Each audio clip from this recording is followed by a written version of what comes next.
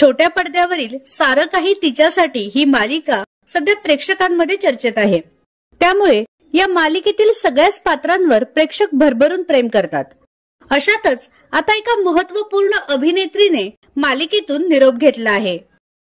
तर ही अभिनेत्री आहे मालिकेत उमाची भूमिका साकारणारी अभिनेत्री खुशबू तावडे. ती आता दुसऱ्यांदा आई होणार आहे. त्यामुळे प्रेग्नन्सीमुळे तिने ही मालिका सोडली आहे. आता तिची ही भूमिका अभिनेत्री पल्लवी वैद्य या साकारणार आहेत. नुकतीच त्यांनी सेटवर शूटिंगलाही सुरुवात केली आहे.